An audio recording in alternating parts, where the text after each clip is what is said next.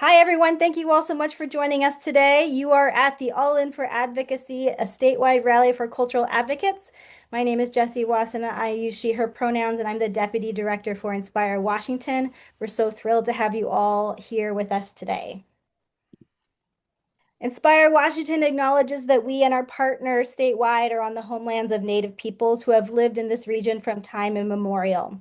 We pay respect to their elders past and present. We acknowledge the traditional custodians of the lands where all of our cultural partners live and work. Currently, there are 42 tribes, 29 of which are federally recognized that share traditional homelands and waterways in what is now Washington state. Some of these nations and confederacies represent multiple tribes and bands. Inspire Washington expresses its deepest respect for and gratitude towards these original and current caretakers and culture bearers of the region. As a cultural sector, we acknowledge our responsibility to establish and maintain relationships with these tribes and Native peoples in support of tribal sovereignty and inclusion of their voices in teaching art, heritage, natural science, and providing cultural programming. We pledge that our relationship will consist of mutual trust, respect, and reciprocity. I am zooming in today from Tukwila, which is on the ancestral homelands of the Coast Salish people, specifically the first people of Seattle, the Duwamish. All right, so today, at today's agenda, we're going to cover a variety of topics, mostly obviously around the legislative session, but we will spend a little bit of time talking about what Inspire Washington is and does. We're always meeting new people, and we want to welcome them into our work. After a brief overview, we will jump right into the legislative session, what it is, how it works, and then we'll give the Zoom room over to our partners as well as our contractors who are here to speak and share their requests and more insight into the session. We will then spend some time talking about your role as advocates in all of this and how you are an essential part of the process and what you can do to ensure that science, heritage, and the arts are included in this year's state budget process. But first, I want to introduce ourselves. I want to call out that Manny Kowalling is our executive director, and he is so sorry he cannot attend this presentation today, but he sends his love and will be very excited to participate and lead the charge starting next week for the session. As I said, my name is Jessie Washington. I use she, her pronouns. I'll let Madeline introduce herself as well. Madeline, if you're able, could you introduce yourself? I am, yes, sorry, Okay, just sorry. monitoring the waiting room still. Hi, I'm Madeline. I'm the outreach coordinator at Inspire Washington. So if you've signed up to advocate this year, you'll be hearing a lot from me as I coordinate all of you to talk to your lawmakers. Thank you. I also want to call out that we will be having a new team member join us in early 2026. We are hiring for a development and membership manager. Side note, if you want to apply, it's on our website. Go ahead and take a look. We also have a number of contractors that support the work of Inspire Washington, including Becky Bogard, who is here today. She's our state lobbyist. We have some local lobbyists. We work with contractors for communications as well as project management. So we are all part of this broad team to support the work of cultural advocacy in Washington state. All right, our mission. First things first. This is our mission statement. We are a nonprofit. I'll give you a few moments to read that through. Founded in 2019 with the merger of Cultural Access Washington and the Washington State Arts Alliance, Inspire Washington is your cultural advocacy organization. We exist to serve every state community from Spokane to Seattle, from Kennewick to Kitsap, and from Wenatchee to Whatcom. We aim to serve all communities by supporting all of you, our cultural partners. You are the ones that inspire Washington. All of us share common values, passions, and beliefs. Your cultural work adds uplifting value to community life, bringing joy, forging human connection, and inspiring tremendous social impact. You are not nice to have. On the contrary, your community needs you right now and every day. You are essential to connecting communities after many years of distancing and polarization. Together we are mighty. Inspire Washington's advocacy coalition combines and focuses the energy of thousands of people, organizations, and businesses that provide science, heritage, and arts activities and experiences to every one of Washington's cities and towns. So what do we do every day? And year-round coalition building. We are connecting galleries on Orcas Island with the Symphony in Vancouver and music venues in downtown Spokane. We are building a big cultural team and coordinating with allies like tourism, education, and economic development, to name a few. Advocacy ensures someone is sticking up for you, the cultural sector, and representing us in every space where decisions are made and resources are distributed. Like with members of Congress, when we advocated for our cultural agencies most recently, and of course in state government at the legislative session. But what's next? What other resources need to be developed so that your work may thrive? Money, laws and policies, all of these things we want to know. And we know you crave and rely on community within the industry. We are all holding each other up, and our education programs provide networking and professional development opportunities, like the Cultural Congress, which we hope to bring back together very soon, as well as the Cultural Futures Tour, our many town halls, and other virtual webinars. Madeline, our outreach coordinator, is always developing toolkits to make your advocacy and communications work easier. So when we talk about the cultural sector, this is who we mean. We support these three buckets of work. The first being science and technology, which includes nature conservancies, fish hatcheries, zoos, science and innovation centers, and aquariums. Raise your virtual hand if you are here representing science. I know we have quite a few in the house today. Awesome, I see you. Very cool. Thank you so much for joining us. And heritage, which includes historical and cultural heritage sites, humanities, and the museums. Museums, I know you're all out there. Sadie, yes, raise your hand, everybody. So fun. Sarah, Barbara, Allison, this is great. I love seeing all your hands. This is so fun. All right. And of course, the arts, which includes the broad array of the arts, the visual arts, literature, music, dance, theater, spoken word, film, non-commercial radio. Okay, arts, I know you're out there in droves. Raise your hands. Awesome. Inspire Washington has had a really big impact the last couple years. This is just a few kind of bullet points of the things that we've been up to recently. We visit cities and towns all across Washington. We visited about 30 this past year, talking to folks about the importance of cultural programs in their communities, talking to lawmakers, talking to businesses, talking to economic development folks. We promote sector-wide grants across our entire state at the local level, city, county, state, and federal. We've spent a lot of time advocating for our federal cultural agencies this year, which is a growing area of our work and will continue to be, we assume. We've strengthened relationships with lawmakers and allies, and of course, supported our 5 cultural access programs and continue to work with many other folks on their hopefully future cultural access programs. All right, so now I'm going to dive right in and talking about the legislative session, which is upcoming, and I'm sure the things that is on your mind most acutely today. So, about the legislative session. Washington is divided into 49 distinct geographic districts. Each one elects 1 senator and 2 representatives.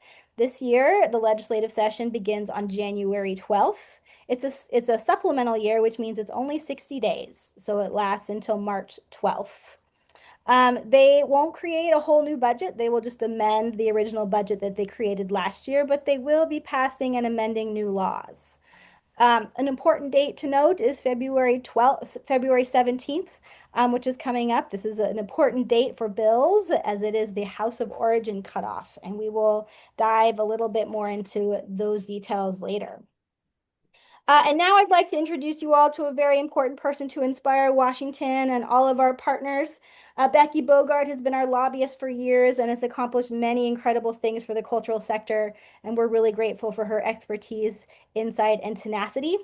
Becky is going to share a few things about the vibe of the session, some overarching things, and just whatever else is on her mind that we should be aware of. So I'm going to turn it over to Becky now. Okay, thank you, Jesse. I think, yeah, I'm not on mute for a change. So this is supposed to be a session where things get fixed. And actually, before I get into this, I want to tell you I have David Foster with me, who's going to be working with me on behalf of Inspire Washington on various issues, and he will chime in particularly on capital issues. The governor's budget will be the focus of a lot of discussion. He has presented a budget, and by constitution, we have to have a balanced budget. So he has to have the revenues to support what he proposes. This has led to two things. One are lots of program and agency cuts, and I'm sure that some of the agency folks will talk about those as we go through their legislative agenda. And secondly, it also involves taxes, possibly new ones, possibly expanding existing ones. Who knows? And we still have, of course, the impact of the federal government cuts on especially on social services programs that we have to deal with. The governor's budget is a starting point. There will be a lot of discussion among legislators about it. And there are actually three parts to it. One is the operating budget, which is probably the biggest of the budgets that will be and will have the most discussion. Secondly is the transportation budget. And finally is the capital budget. And David, I'm going to kick it over to you to say a few words about what to anticipate on capital because it may be somewhat different than what we've experienced in previous short sessions. Thanks, Becky. Hi, everybody. David Foster. Just very quickly on the capital budget, we will, because it's a supplemental budget, it's always smaller, even under the best of circumstances. The capital budget is smaller, and a lot of the grant programs come in the let's see, odd numbered year. So look forward to grant program applications coming out later this spring and early summer in anticipation of the 27 budget. Most of the efforts that you all or we might look at are geared towards local and community projects, also known as legislative requests, and those are much smaller in size and overall numbers during a supplemental budget. Because of the difficulties that the operating budget is facing, we have seen some shifts on the capital side, and likely we'll see the capital budget writers trying to protect the capital budget funds as much as possible. So all of that is to say there could be even smaller amounts, theoretically no amount offered up for local and community projects. I don't think that's going to happen. Usually they have to work with legislators to make sure they're getting votes for certain things, and this is one way to help out districts all around the state. But I do think the overall amounts will be even smaller this year than we're used to. So that's the very short version. I will remind you all the Building for the Arts and the Heritage application processes will be opening up soon. So be ready for those. Thanks, Becky. Right. I think one other thing I want to remind people of is all the legislation that was introduced last year that did not become law is still alive. So all of those bills that didn't pass can come back to life if a sponsor so chooses. Actually, one example of that is one we think we'll see again in a couple of different forms. But last year there was a bill relating to ticketing from Representative Reeves. That bill did not pass, and it is still alive. There will probably be another proposal that will be out there as well for discussion. The ticketing issue, I will say, is a very complicated problem, and whether there is enough time in 60 days to really try to work out something that is acceptable to all parties or that can get the necessary votes, I guess is a better way of putting it. I'm just not sure that that can happen, but we'll see. There are a couple of other things that we've seen already come up. One is a bill that relates to not allowing cities and counties to charge cultural access tax at the same time. We thought the law was clear on it, but Representative Partially from Olympia has a proposal, and we are trying to understand why she's putting this forward. So be ready for that. That's House Bill 2194. Finally, the thing I would like to talk a little bit about is the imposition of the retail sales tax. Many of you have been hit hard by the legislation that was passed last year that has become law that expands the coverage of retail sales tax. Um, you've been hit hard, but you're not sure how hard because some of the definitions are a little fuzzy. The Department of Revenue has put forward a bill that hopefully will clear up some of that. And I think the legislature is amenable to fixing some of this. It is House Bill 2257, and I'm sure there'll be another one in the Senate. Um, it's really wonderful bedtime reading. It's 63 pages long and it's all about taxes. So if you have insomnia, get a copy. And then let me know what's in it. But that one of the things I know they do is in the bill is they have a definition of live presentations. That has been an issue for many of you. There's some adjustment in the advertising issue, but it's a little bit unclear what. And there may be more added to this as it goes along. I believe it is highly unlikely that there would be a flat out exemption of nonprofits from the expansion of the retail sales tax.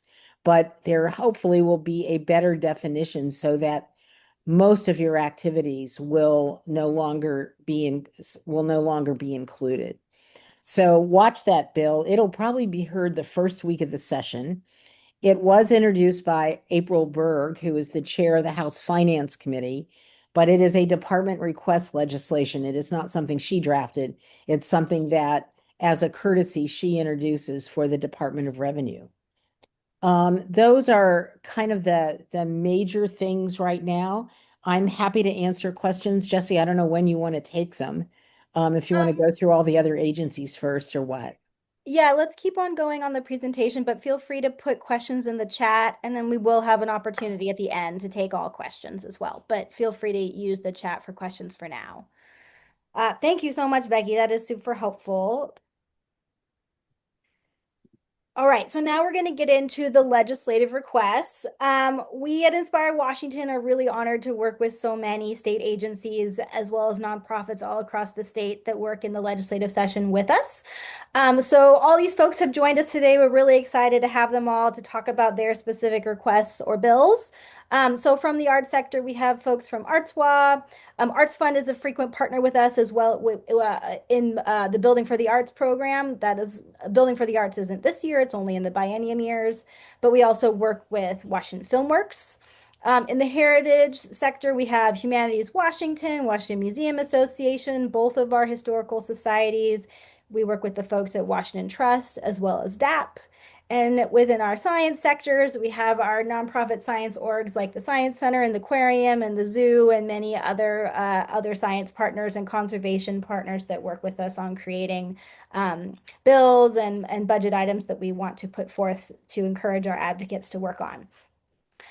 Within the cultural sector or kind of the broad creative economy, we work with the Department of Commerce, and then of course Inspire Washington creates bills and items on behalf of the entire cultural sector. So with that in mind, I'm going to introduce our first partner, and that is ArtsWA. Karin, I believe, is going to be speaking for ArtsWA today. Yeah, thank you, Jesse, and hello, everybody. Good to see you all as we get ready for what will be, a tricky session, I think, short but tricky. So all of the agencies, I think, will have a, somewhat similar story to tell in that the governor's budget has been, focused on trying to balance, and that has meant pretty much across the board cuts for many of the agencies. So, probably, the largest thing for us was a proposed $600,000 cut to the grant budget, which is a little over a third of our grant budget currently, which is, quite a significant cut.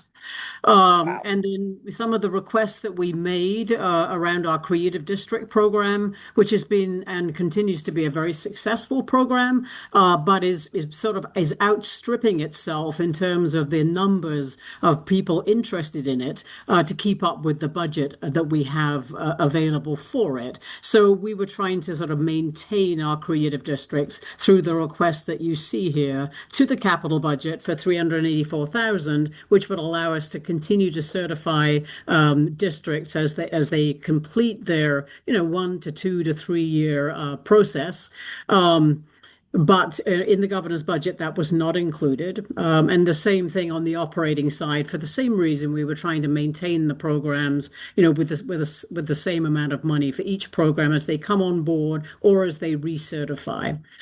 And then over on the more sort of internal side of things, we have a new CRM system, Salesforce, which the legislature funded for us to put in place. Took several years to figure out, to study it, to then put it into place. And our request was always part of the CRM system was to have an FTE that could focus on maintaining the system with all that level of expertise that is necessary. And we're very grateful to say, that was funded in the governor's budget. And also then some routine things at the agency to do with things like rent increases and retirement buyouts and so on. They also were funded in the governor's budget. So that's kind of where we are with the budget. And then Becky quickly mentioned ticketing. So the WAVE bill is coming at you. That's Washington Access and Venue Equity, which the Arts Commission has taken a lead on with the governor's office very much sort of in that loop, but working with many of you to try and figure out what should be in an ideal bill. On the Senate side, this is being sponsored by Senator Lovelet. On the House side, it's being sponsored prime by Cindy Ryu, Representative Ryu. So we'll see what happens with that. We should see that be introduced next week, and it'll start on the Senate side. So I believe it's heading for the Commerce Committee. But happy to answer any questions about any aspect of this. And thanks for the opportunity, Jesse. Awesome. Thanks, Karen. Thanks for joining us today. All right. I'd like to introduce Julie now from Humanities Washington. Hi, everyone. Julie Ziegler, Humanities Washington. Great to see you all, and thank you for taking time out of your busy days to be here. I'd also just really like to extend a thank you to this entire community for your support over the last years. We've had a really difficult year with National Endowment for the Humanities issues, and just really appreciate the moral support and the advocacy and everyone reaching out and teaming together on our behalf. It's been a really difficult year, but we are here. We are heading into 2026 in a pretty darn strong position considering what we've been through, and that's thanks to your support and your help. So thank you, thank you. Our request for this legislative session is pretty simple. Our primetime program was not funded in the biennial budget. And we have requests from partners that far exceed the $500,000 amount that wasn't funded. So there are kids that are still struggling with reading. There are libraries and schools ready to do this program. And without a correction or an addition into this supplemental budget, we will not be able to respond to any of those requests. So pretty simple message, provide $500,000 in the operating budget to help maintain the program. We've trained facilitators. We have trained coordinators. We have an infrastructure in place. We've bought book sets. And so this funding would go to simply delivering the program and maintaining the investment that the state has already made. So I'm happy to take any questions in the chat. But like I said, pretty simple, and I'll keep it short because I know we've got a lot to cover. But thanks, everyone. Thanks, Julie. All right, now I'd like to introduce. We have a quick question. Do we want to stop and address that, or just keep moving? If possible, can we address it in the chat so that we can keep on trucking with this? Absolutely. To get everyone. Karen, looks like it's a question for you in the chat. Okay, Thanks. great. Thank you. Okay, now I'd like to introduce Nicholas from the Washington State Historical Society. Thanks, Jesse. Good afternoon, everyone. Thanks so much for being here and for all of your kind of continued support. So we took an approach of just try to hunker down, knowing all the budget challenges this year. So we didn't actually request anything, any changes in our operating budget this year, kind of going through an executive director transition as well. So we didn't put anything in, but there was some global reductions that happened to all state agencies, which very slightly affected, very minimal on our operating budget. So we're feeling it's pretty status quo right now in the governor's budget.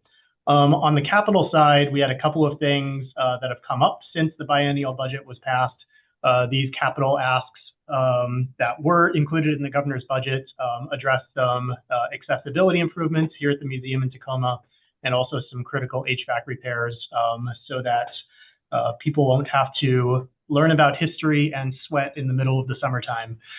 So those are the two capital budget requests that we had into the governor's budget that were included. And then also just wanted to put a couple of plugs in, just a couple of things that we've been working on recently. If you haven't been to the museum in the past few months, where have you been? This Native Land, a new permanent exhibit that explains tribal sovereignty and just kind of the history of Washington State under the context of treaties.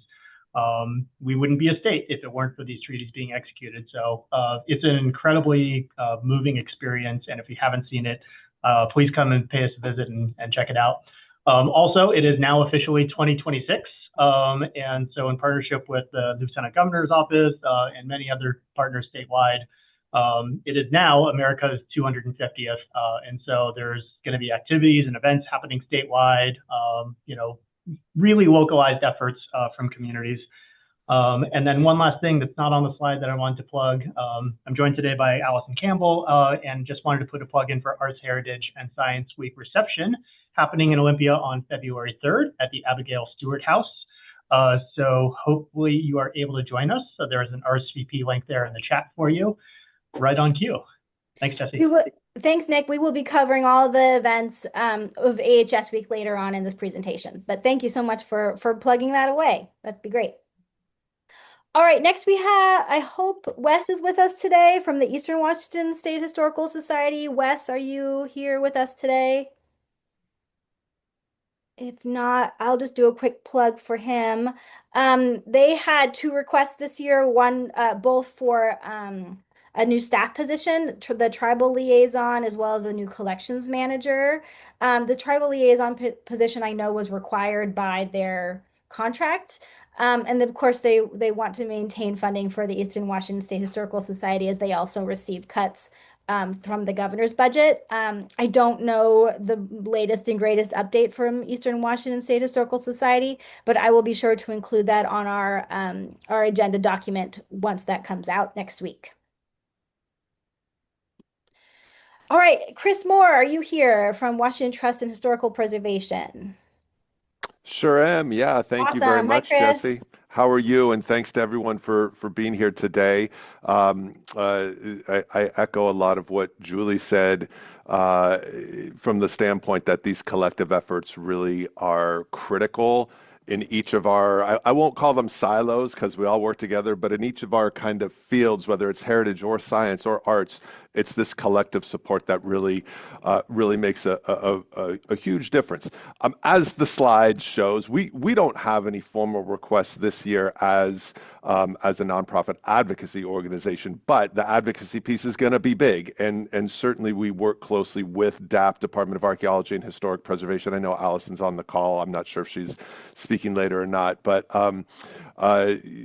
the agency has 4 capital grant programs, and as David Foster noted earlier, this isn't a full budget year, so those capital grant programs, which were funded for a 2-year cycle in 2025, will continue, and that's great. But we certainly do keep our eye on other programs at the agency, specifically Main Street and the great work that happens across the state in our Main Street communities. And similarly, we keep our eye on a lot of those other agencies that are doing work in the field as well. So I think what is really important to highlight here, and I think it's come across, is this is not going to be a normal supplementary budget year.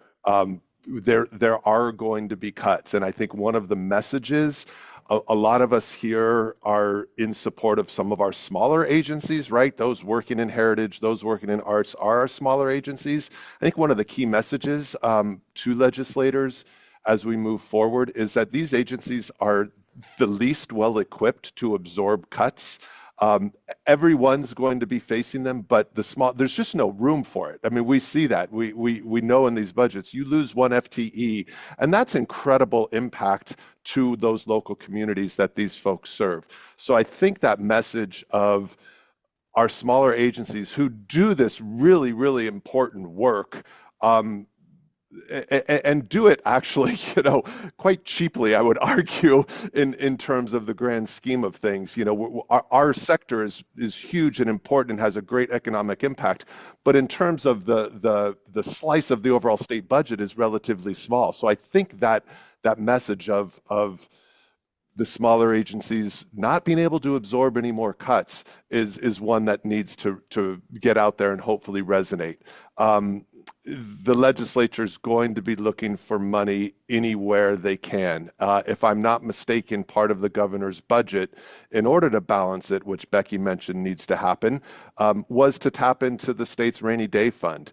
And I don't know how that's going to fly with legislators. It's not that's not necessarily a ideal situation to have to tap into that. Now maybe that happens. We'll see. But if they decide that they don't want to do that, that's another $1 billion that they need to come up with. So again, I come back to this focus on the importance of the work we do and the inability of small agencies to absorb additional cuts. And we'll keep trying to do our best as we reach out and speak with members as well. So thank you, Jesse, for the time. Of course. Thank you, Chris. All right. Do we have Kristen from Washington Museum Association here today, or Lauren? I'm not sure if they were able to join us, but just to share, they also do not have any formal requests this year. They will be spending their time educating the lawmakers about their Museum Connects initiative that they've been working on for the last 3 years and how it supported museums, and hopefully in anticipation of a request for the biennium. All right, I'd now like to introduce Braden from the Pacific Science Center, who is going to talk about science on wheels. Yeah, thanks so much, Jesse. And just for clarification, is this the one slide or are there others? Because I know I sent you a couple. I just want to make There's sure. more slides. Okay, awesome. So I'll just tell you next when I'm ready to go. But Great. yeah, everyone, thank you so much for the time. I'm Braden with Pacific Science Center, and PacSci's main focus for the legislative session is going to be protecting funding for our flagship outreach program, which is called Science on Wheels. There's kind of an amalgam of photos that you're seeing on there. I had some tricky transitions, but basically Science on Wheels has been around for over 50 years. And the purpose of this program was originally founded with the idea during the 1974 gas crisis when families could not come to Pacific Science Center. So we decided we're going to bring Pacific Science Center into community centers and schools. Since then, so over the past 50 years, the program has grown to be the largest science education outreach program in the entire state. For quantity's sake, last year, thank you, Jesse, we served over 114,000 students across 48 legislative districts. And state funding specifically allows us to provide this program to low-income schools either for free or at very little cost. And when schools have a constitutional obligation to provide hands-on science to their students, this is one of the most cost-effective ways that we can support that educational mandate for students in the communities that really need it the most. So for context, and next slide, please, Jesse. For context in terms of funding, the state funded it at 500,000 just for fiscal year 26 and during last session. So we're looking at this. Thank you. So we're looking at receiving no funding for this program in the upcoming fiscal year. And so our focus and ask is just to maintain funding for this program and to really nail it down with a statistic for you. If we aren't able to receive funding for this program, we estimate that about 52,000 Washington students, again, that attend low-income schools that are typically the least resourced, will not have access to this program. So the argument that we're trying to make with the legislature, with members of the legislature, is this is a highly cost-effective program that is helping to deliver on a constitutionally obligated part of the public education. Well, you want to sit over here. And yeah, so I really appreciate everyone's time and attention. I'll put my contact information in the chat. I know there's a lot of really important priorities that are upcoming this legislative session, and thank you for your support. Awesome. Thanks, Braden. I'd like to introduce Nora or Miguelo. I'm not sure who is joining us today to talk about a science and conservation bill that the Seattle Aquarium has been working on. Hi, Jesse, and hi, everyone. I'm Miguel from Seattle Aquarium, I'm the Conservation Policy Manager. And we have a bill that is going to be aiming to reduce plastic pollution. As I'm sure all of us have heard about plastics and microplastics, there's been a lot of talk across all levels of government. And so this bill is kind of an update to our existing plastic bag ban. So if you're familiar with the thicker, quote unquote, reusable plastic bags that you often get from grocery stores or restaurants, while they're technically reusable, they're thicker plastic and they're still virgin plastic. So really, it's not reducing plastic overall as we had hoped. So this update will phase all plastic bans out with bags out with a couple minor exceptions. So we're really excited about this one and tackling some more plastic pollution, and happy to answer any questions if there are any in the chat. Thanks so much, Jesse. Great. Thanks so much for joining us today. All right, and now I'm going to cover some of the initiatives that we Inspire Washington are going to work on. It should come as no surprise that our first priority is going to be to mitigate the impacts of ESB 5814 and the increase of sales tax to cultural businesses. If this is the first time you have heard about this, I'm going to give you a little overview. This new legislation, known as ESB 5814, was passed at the end of April during the last legislative session. As you may recall, the session was extremely challenging. There was a $16 billion deficit that was projected over the next 4 years. So lawmakers and the governor weighed in on various options to increase state revenues to deliver the balanced budget. Therefore, as of October 1st, DOR, Department of Revenue, began collecting sales tax on a variety of new services. Of particular concern to cultural work is the imposition of taxes on activities deemed to be live presentations, as well as increased costs for programming services, digital advertising, security, and temporary workers. We have spent the last several months collecting stories and data from all of you and meeting with lawmakers to discuss potential solutions.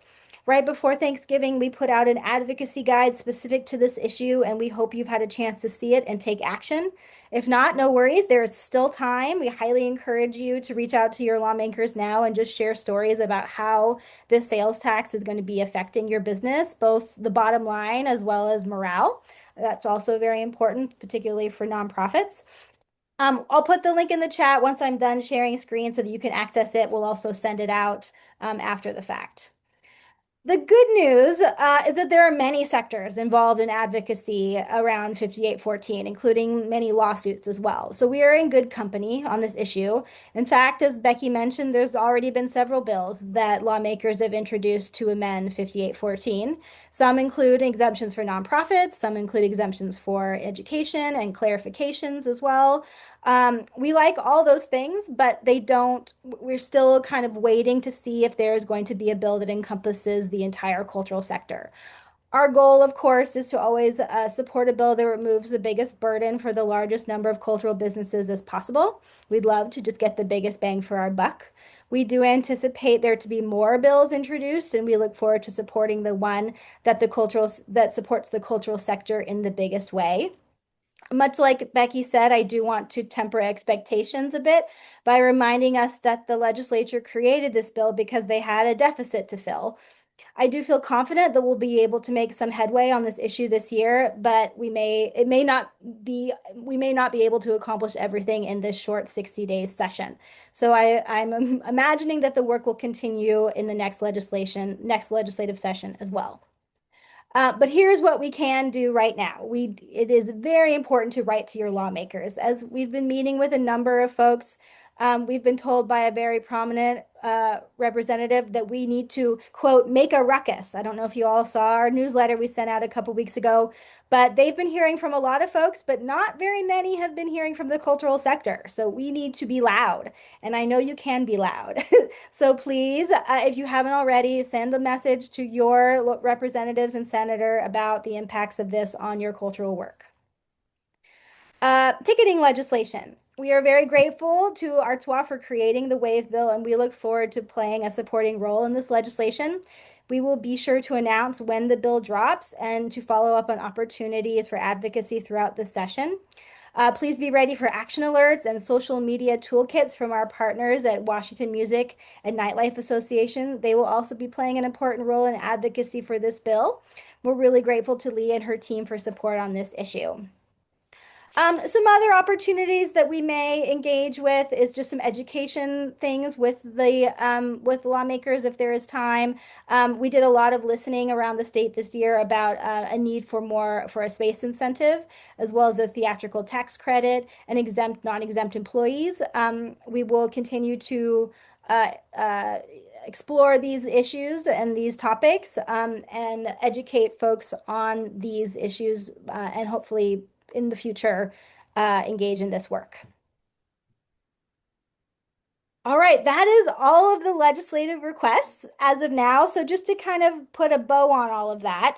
So we as Inspire Washington are in charge of creating the entire cultural agenda for all of our partners. So we'll put all of these things together in one nice document that we will share with advocates. And it is up to you advocates to advocate for the things that matter to you. Like if you are a heritage person, you go all in on all those heritage requests. You can pick and choose. This is democracy. You get to pick how you advocate. We are just merely providing suggestions and opportunities and things that our cultural partners are highlighting in the legislative session this year. So that document will be available to all of you shortly, and of course at AHS Week. That is a nice transition. We are now going to take our last 20 minutes or so to talk about Arts, Heritage, and Science Week, where all of these requests will come to life. So I'm going to turn it over to Madeline now. All right. Hi, everyone.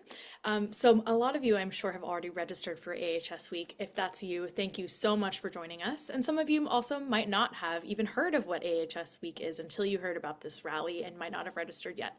So we're going to talk for both folks who have registered and folks who are interested in registering, what that will look like and what your role in the legislative session is. Next slide. So obviously we've talked about the things that we are going to be advocating for, but now I want to convince you that your voice is super important in order to make that stuff happen. We need you there because you are an insider. You are the boots on the ground. There are so many issues going on in this world, federally, statewide, clearly. And sometimes, as people were saying before, we're not a nice to have, we're a need to have, but we can get relegated to that nice to have role. So you being a boots on the ground insider, bringing that information to your lawmaker who might care about the cultural sector, probably does care about the cultural sector. We have a pretty amenable legislature, thankfully. They care, but sometimes they can get a little bit cluttered with other things. So you need to come in and say, this is why cultural issues matter right now. And they won't know what it's like to be a part of a cultural organization unless you tell them. Your lawmakers are also going to depend on you to tell them how to vote and how this impacts their constituents. Because you're a boots on the ground insider, you can bring a local story, whether that's about you, whether that's about one of your colleagues, your children, the children in your community, a friend. There's so many great, powerful ways that you can share a story about what's going on within your organization, your school, your hometown, and how that directly impacts the constituents in your district. This is representative government. So ideally, and I think our legislature is pretty good about this, folks are looking out for their constituents rather than their own best interests. So you need to come tell them what's going on. You are a constituent and you can be a voice for many other constituents in your community. Next slide. So here's some things that you can do today that don't involve registering for AHS Week just yet. First thing you can do is identify which district you live in and who represents you. Jesse, if while I'm talking, you can find the district finder link and pop that in the chat, that would be awesome. I forgot to pull that up today. There's a handy little link online that you can put your address into, figure out which district you live in, and see who your representatives are. Hit next. You can join the Inspiration League, which we're going to talk about in just one second, and recruit 5 people to sign up. The Inspiration League is Inspire Washington's platform for very quick, direct advocacy. It'll just take you a couple of clicks to submit an action alert to your lawmakers. This is something that you're going to hear a lot about from us this year. We're going to be sending lots of newsletters with action alerts that you can send. And we can localize those by committee, by the whole state, by city, whatever. So if we have a bill that is moving through a specific committee and your lawmakers on that committee, you might hear from us with an action alert to really make a ruckus, as we were talking about with ESSB 5814. That's one example, if we were to make an action alert about that, about how you could make a ruckus. And finally, you can sign up to be an AHS Week advocate or district leader. I do have that link up, so I'm going to pop that in the chat for you guys now.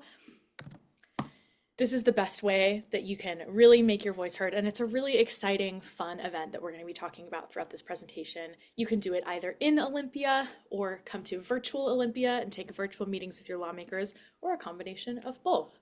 We are doing really well with signups so far. I think we have roughly 120 people signed up, which is awesome. We would love to get 100 more before the time we hit AHS Week, which is February 2nd through 6th. So sign up if you haven't already and start recruiting folks to join your team. Next slide.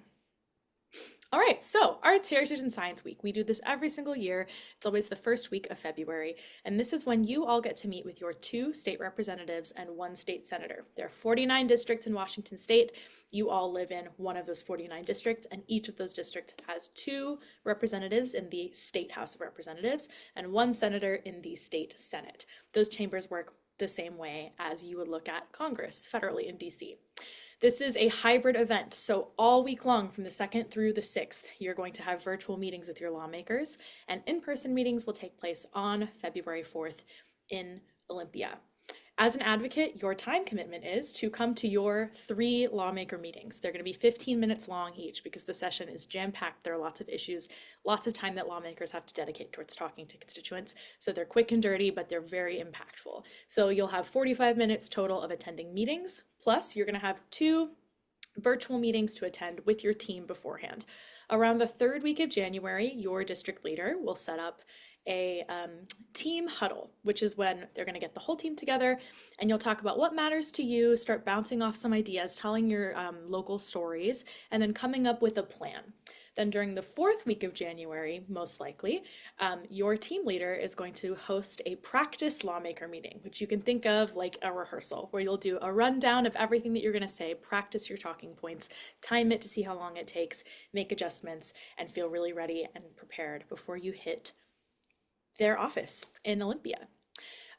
We really love AHS Week because not only is it a cool opportunity to meet the lawmakers who represent you, get your voice out there, be that boots on the ground insider, but you also can build a relationship with your lawmaker, which will pay dividends for you and your organization in your community. There are lots of ways that lawmakers can step in to help our sector, whether that's prime sponsoring a bill, or sponsoring a local community project through capital funds at some point in your future. If you know that your organization needs to repair the roof, then it would be a great idea to start building that relationship with your lawmaker now so that in, say, 2029, you can ask for some roof repair, see if they'll sponsor that.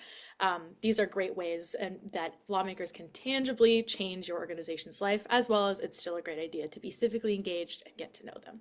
And finally, you'll get to meet so many other folks. We have so many great cultural folks from arts, heritage, and science on this call right now. And we have usually around over 200 attendees virtually and in person at AHS Week every year. That's so many people that you get to meet, connect with from all corners of the state, make those friends. So many great things happen in our sector because we are exchanging goods and information and getting inspired by each other. Next slide.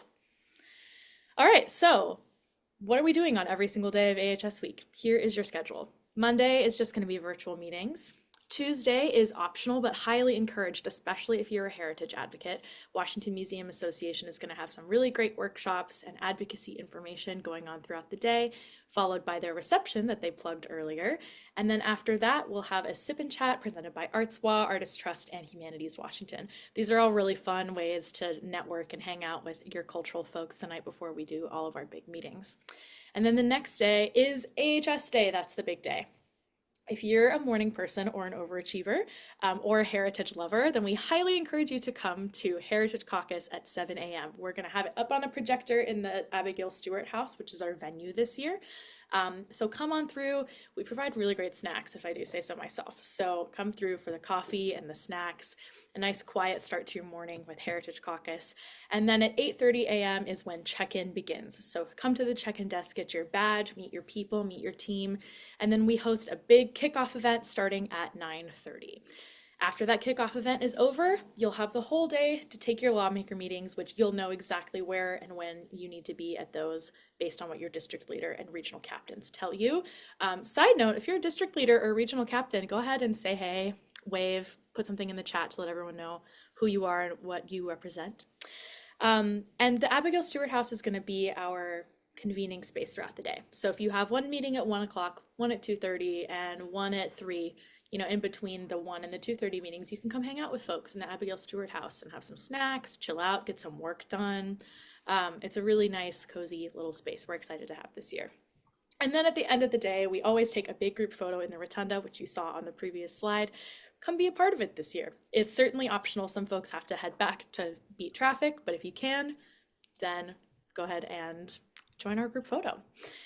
Then lastly, we have the Governor's Arts and Heritage Awards on Thursday the 5th, and some more virtual meetings on Thursday and Friday throughout the week.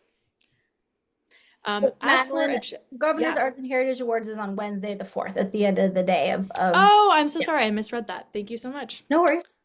All right. I'm also going to pop our advocacy resources page in the chat as well. This has all of our briefing sheets that you will need to just go over the bills that we've talked about today. So I'm going to pop that in the chat. You'll also see some video links to our previous advocacy training webinars.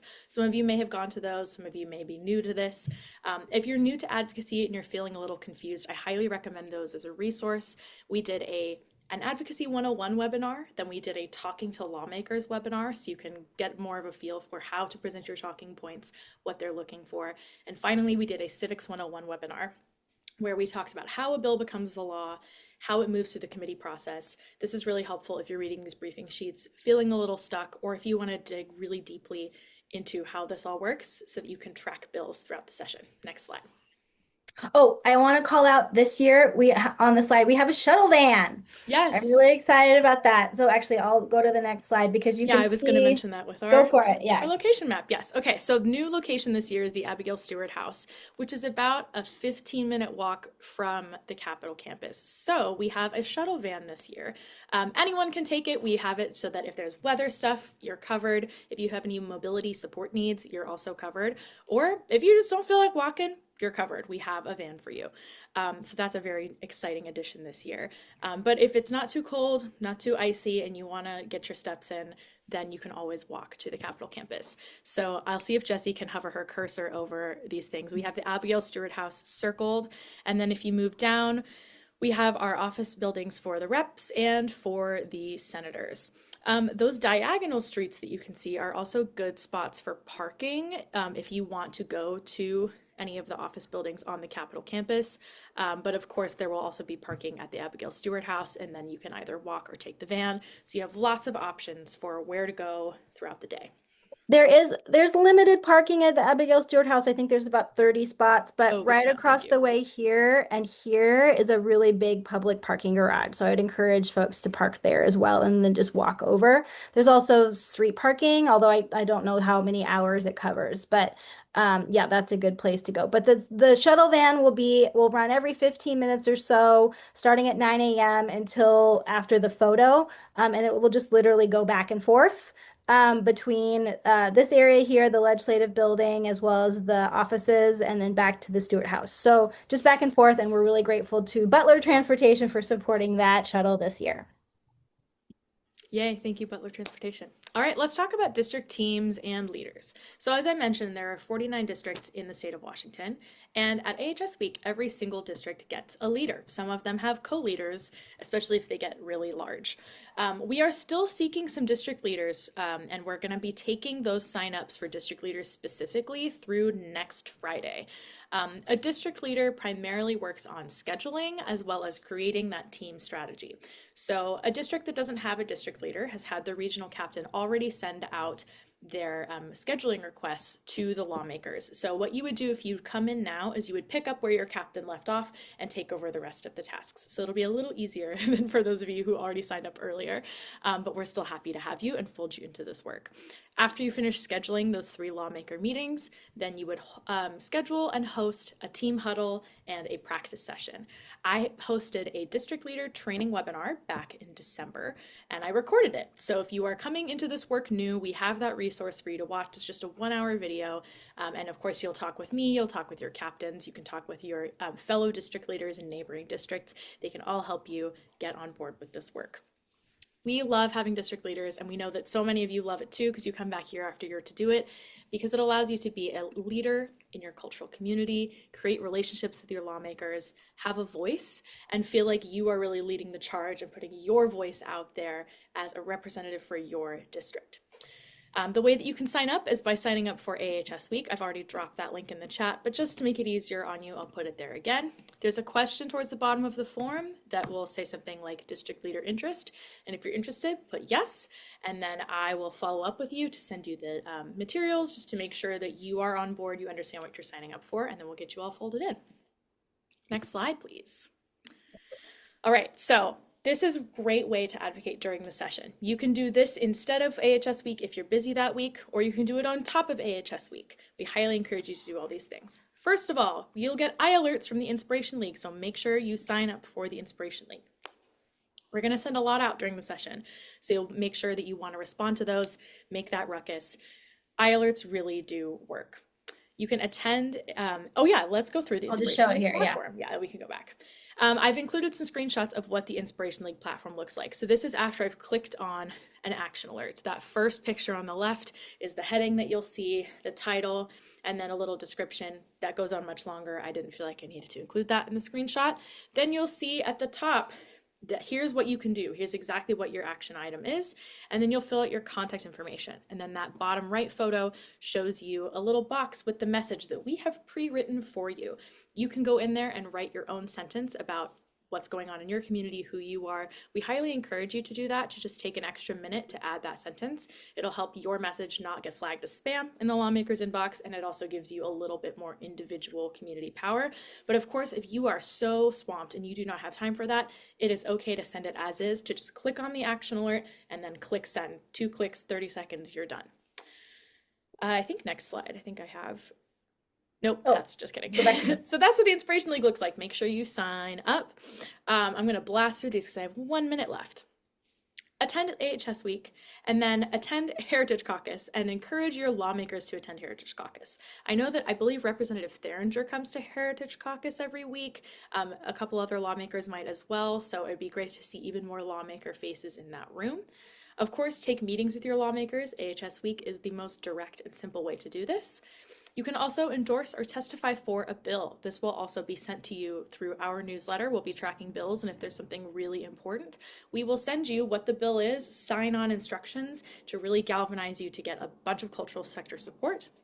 Follow updates from us via our newsletter, our social media, our website to stay engaged. And then the last thing you can do is share AHS Week, Inspire Washington, etc.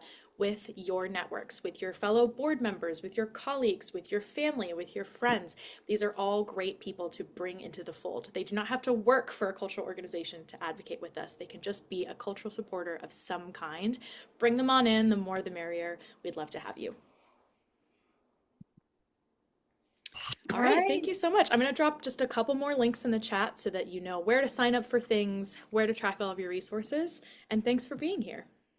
I'm going to stop sharing now, and then we're free to take questions. I know we're just exactly at 1 o'clock now, so folks who need to sign off, go ahead, but I'll stick around here for the next 10 minutes or so and answer any questions you all may have. Thanks again for joining us today.